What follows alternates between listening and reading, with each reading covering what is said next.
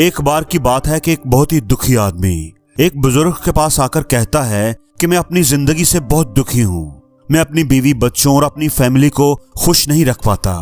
मैं अपने लिए भी कुछ नहीं कर पा रहा। कभी कभी तो मुझे ख्याल आता है कि मैं अपनी जिंदगी को खत्म कर दूं। आप इतने नेक हैं, इतनी दुआएं करते हैं, इतनी इबादत करते हैं कि आप मुझे कोई ऐसा वजीफा, ऐसा तरीका बता सकते हैं जिससे मैं अपने इस बुरे वक्त से बाहर आ सकूं। मेरा बहुत बुरा वक्त चल रहा है। 2 वक्त की रोटी का इंतजाम करना भी मेरे लिए बहुत मुश्किल हो गया है। अब आप ही बताइए, ऐसे वक्त में जिंदा रहूं तो कैसे रहूं? अपनी फैमिली को कैसे खुश रखूं? मेहरबानी फरमाकर मुझे कोई अच्छा सा तरीका बताइए। मेरे पर रहम कीजिए। मुझे कोई सीधी राह दिखाइए ताकि मैं आसानी से उसे समझ सकूं, क्योंकि मैं बहुत पढ़ा लिखा भी नहीं हूं। अगर आप बड़े इल्म और समझदारी की बातें करेंगे तो शायद मैं कभी समझ ही ना पाऊं।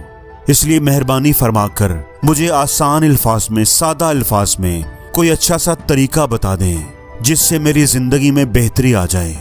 वो बुजुर्ग उसकी बात सुनकर मुस्कुराए और पूछा कि क्या तुम एक काम कर सकते हो?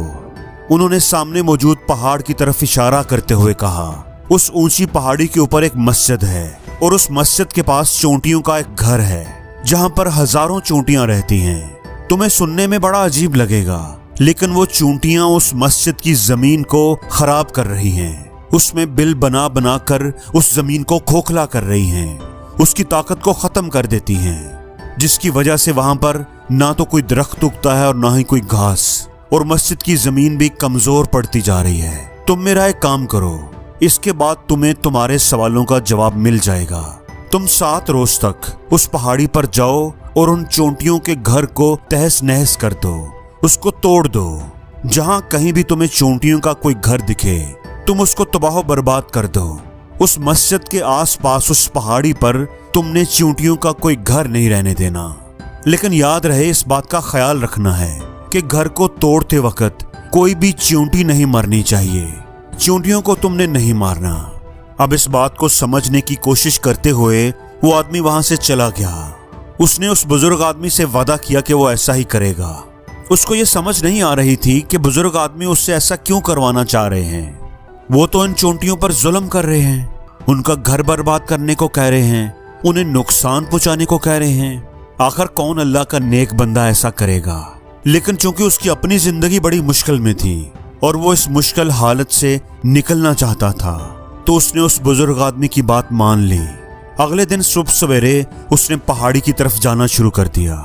जब वो पहले दिन पहाड़ी पर पहुंचता है तो देखता है कि बहुत सारी चोंटियां अपना खाना इकट्ठा करने में लगी हुई हैं। सारी चोंटियां एक कतार में चल रही हैं और अनाज के छोटे छोटे दाने उठाकर अपने घर में जमा करती जा रही हैं।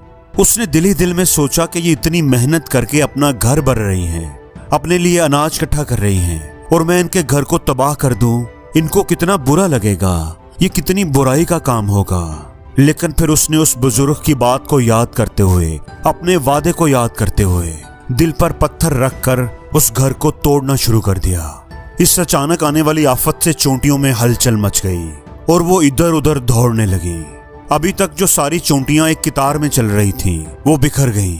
वो इधर उधर अपनी जान बचाने के लिए भागने लगी।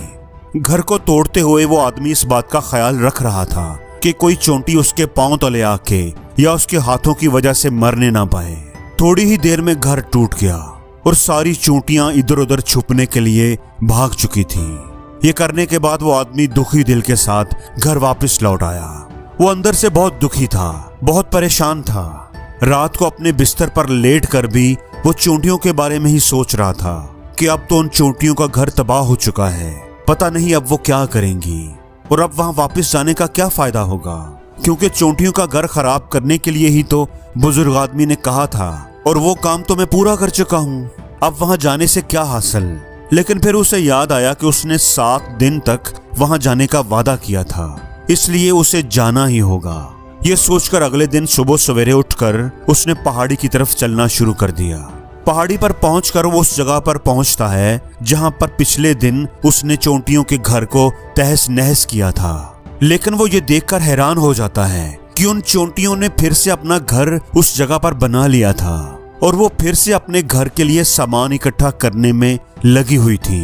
उस आदमी को ये लगा कि ये चूंटियां कितनी बेवकूफ हैं। इनको पता ही है कि कल ही मैंने इनका घर इसी जगह पर तबाह किया था और इन्होंने फिर से उसी जगह पर अपना नया घर बना लिया है। ये सोचकर वो आदमी हंसने लगा, चूंटियों की बेवकूफी पर हंसने लगा। उसने उन चूंटियों का घर फिर से तबाह करना शुरू कर दिया।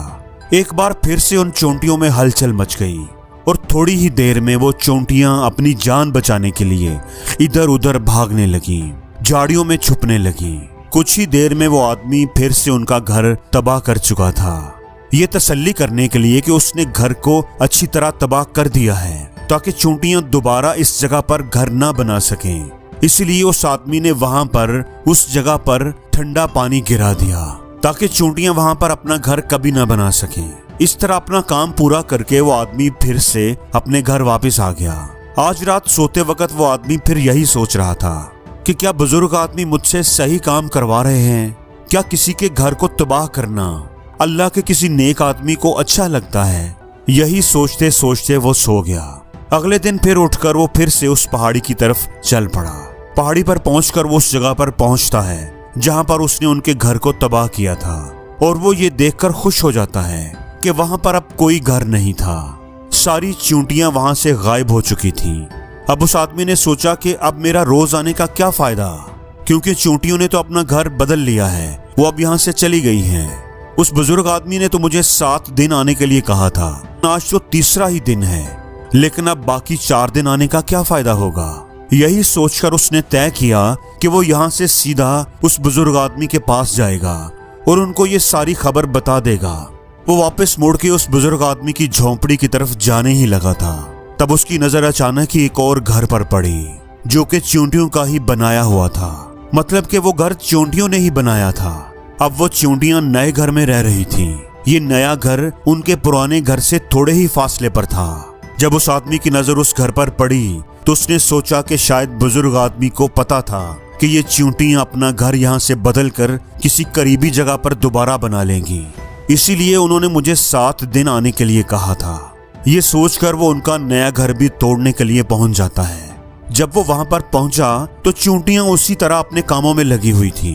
वो अपने लिए खाना इकट्ठा कर रही थी और अपने घर में जमा कर रही थी। जब पुराना घर टूटा था तो वहां पर भी अनाज के दाने बचे हुए पड़े थे और चूंटियां वहां से भी अनाज इकट्ठा करके वापस नए घर में ला रही थी। अब यहाँ पर उस आदमी का दिल फिर से कमजोर पड़ गया, क्योंकि वो खुद भी एक कमजोर था। वो खुद भी वक्त का मारा हुआ था, इसीलिए उसे उन चूंटियों पर रहम आ रहा था। वो चाहता था कि वो उनकी मदद करे, लेकिन उल्टा वो उनको नुकसान पहुंचा रहा था। लेकिन उस बुजुर्ग आदमी की बात को याद करते हुए उसने अपने दिल पर पत्थर रखते हुए दुखी दिल के साथ फिर से उस घर को तोड़ने का फैसला किया। उसने इस दफा बड़े ही तरीके के साथ बिना किसी चूंटी को नुकसान पहुंचाए वो घर तबाह करना शुरू कर दिया। उसे थोड़ा ज्यादा वक्त लगा, क्योंकि किसी भी चूंटी को नुकसान ना पहुंचने की शर्त उस बुजुर्ग आदमी ने पहले ही लगा रखी थी, इसलिए बड़े ही तरीके के साथ वो उन घरों को तबाह कर रहा था। आखिरकार उस आदमी ने उस घर को भी तबाह कर दिया। उस घर को तबाह करने के बाद बड़े ही दुखी दिल से, इस बार वो पहले से भी ज्यादा दुखी था, क्योंकि इसने उनका नया घर भी तोड़ दिया था जो चूंटियों ने बड़ी मुश्किल से बनाया था। वो उन चूंटियों को बसने ही नहीं दे रहा था। अब वो अपने आप को एक बुरा आदमी, एक जालिम इंसान समझने लगा था। वो अपने घर पर दुखी दिल के साथ वापस आया। रात सोने से पहले उसने फिर सोचा कि मैं कितना बड़ा शैतान हूँ, कितना बड़ा जालिम हूँ। पुराना घर तो छोड़ो, मैं उन चूंटियों को कहीं भी बसने की जगह ही नहीं दे रहा। वो चूंटियां मेरे बारे में क्या सोचती होंगी कि मैं कितना बड़ा जालिम और कठोर इंसान हूँ। ये सोचते सोचते दुखी दिल के साथ अपने काम पर पछताते हुए वो सो गया। लेकिन अगले दिन फिर भी उसे पहाड़ी पर जाना ही था। अपने वादे के मुताबिक 7 दिन उसे पहाड़ी पर जाना ही था। एक बार फिर जब वो पहाड़ी पर पहुंचा तो देखकर हैरान रह गया कि इस बार एक और जगह पर चूंटियों ने अपना घर बना लिया था। वो पहले से भी ज्यादा मेहनत से काम कर रही थी और उन्होंने एक ही रात में पहले से भी ज्यादा बड़ा घर बना लिया था और अब वो फिर से अपना अनाज और खाना इकट्ठा करने में लगी हुई थी। ये देखकर उस आदमी को लगा कि चूंटियां किस मिट्टी की बनी हुई हैं। मैं उनको बार बार यहाँ से भगाने की कोशिश कर रहा हूँ, लेकिन ये फिर वहीं पर अपना घर बना लेती हैं। क्या उनको नहीं पता कि मैं उनको यहाँ पर कभी बसने नहीं दूंगा? ये चींटी देखने में तो इतनी छोटी है, लेकिन ये फिर भी मुझसे हार नहीं मान रही। अब की बार उस आदमी को गुस्सा आ गया और उसने गुस्से में आकर उनके घर को खराब करना शुरू कर दिया। लेकिन इस बार खराब करते हुए कुछ चींटियां भी उसके पांव तले आकर मर गईं। वो आदमी चूंकि गुस्से में था, इसलिए उसने इस बात का ख्याल न किया। जब उसका गुस्सा थोड़ा ठंडा हुआ तो उसने देखा कि उसने चींटियों का कितना नुकसान कर दिया है। उसका दिल दुख से भर गया और वो रोता हुआ अपने घर की तरफ भाग गया। सारी रात वो सोचता रहा कि मैं उन चींटियों पर बहुत ज्यादा जुल्म कर रहा हूँ, अब इससे ज्यादा मैं जालिम नहीं बन सकता। यही सोचकर वो अगले दिन चींटियों के लिए थोड़ा सा आटा लेकर उस पहाड़ी पर पहुंच जाता है। आज उसके दिल में चींटियों के लिए मोहब्बत थी। आज वो उनकी मदद करना चाहता था। और जब वो वहां पर पहुंचा तो देखा कि चींटियां एक बार फिर से अपने नए घर को बनाने में लगी हुई थी। वो बड़े प्यार से चींटियों के घर के पास बैठ गया और अपना लाया हुआ आटा उन चींटियों के पास बखेर दिया। वो चींटियां उसका आटा खाने लगी। जब तक 7 दिन पूरे ना हुए वो अगले दिनों तक ऐसा ही करता रहा। वो रोज सुबह जाता, अपने हाथों से उन चींटियों को आटा खिलाता और उनके पास थोड़ी देर बैठकर वापस आ जाता। 7 दिन पूरे होने के बाद वो उस बुजुर्ग आदमी के पास वापस आता है और हाथ जोड़कर उनसे बोलता है कि मुझे माफ कर दें, मैंने उन चींटियों का घर तबाह करने की बहुत कोशिश की। मैंने उनका घर तबाह भी किया, 1 बार नहीं 4 बार तबाह किया, लेकिन वो चींटियां फिर से अपना घर बना लेती थी। हर रोज वो फिर से मेहनत करके फिर से अपना नया घर बना लेती थी। 4 दिन के बाद मेरे अंदर हिम्मत नहीं रही। मैं इससे ज्यादा जालिम नहीं बन सका। मैं उनके घर को नहीं तोड़ पाया। मैं समझ सकता हूँ कि मैंने आपके साथ अपने वादे को पूरा नहीं किया और अब आप इसके बदले में मुझे तरीका भी नहीं बताएंगे जो कि मुझे मेरे इस बुरे वक्त से निकाल सकता है। लेकिन मुझे इसकी कोई परवाह नहीं। मुझे लगता है कि मैंने जो किया है वो बिल्कुल ठीक किया है, इसलिए मैं आपसे इजाजत लेकर वापस जा रहा हूँ। गुजारिश है कि मुझे अपने घर जाने की इजाजत दे दें। ये सुनकर वो बुजुर्ग आदमी मुस्कुराए और उन्होंने कहा कि बेटा चले जाना, थोड़ा पानी तो पी लो, थोड़ी देर के लिए रुक तो जाओ, उसके बाद चले जाना। ये कहकर वो बुजुर्ग आदमी अपनी झोंपड़ी से उसके लिए पानी लेकर आते हैं। पानी पिलाने के बाद उस बुजुर्ग आदमी ने पूछा कि मुझे तुम ये बताओ तो सही कि तुम आखिर उन चींटियों का घर क्यों नहीं तबाह कर सके? वो चींटियां तो छोटी सी हैं और तुम इतने बड़े हो, इतने ताकतवर हो, तुम उन छोटी छोटी चींटियों का घर भी तबाह नहीं कर पाए? कहाँ है तुम्हारी ताकत और तुम्हारी समझदारी? क्या तुम उन चींटियों का भी मुकाबला नहीं कर पाए? उस आदमी ने जवाब दिया कि मैंने उन चींटियों का घर तबाह किया था, बार बार किया था। एक बार तो गुस्से में आकर मैंने उनको नुकसान भी पहुंचा दिया था, लेकिन जिस दिन मैंने उनको नुकसान पहुंचाया उसी दिन मुझे लगा कि मैं उनको क्यों नुकसान पहुंचा रहा हूं, क्यों उनको इतनी तकलीफ दे रहा हूं। मुझे बड़ा पछतावा हुआ, बड़ी शर्मिंदगी हुई और उसी दिन के बाद मैंने उनको नुकसान पहुंचाने की बजाय उनकी मदद करना शुरू कर दी। यह सुनकर उस बुजुर्ग आदमी ने कहा कि यही तो सीखने की बात है। एक छोटी सी चींटी हमें जिंदगी गुजारने का तरीका बता देती है।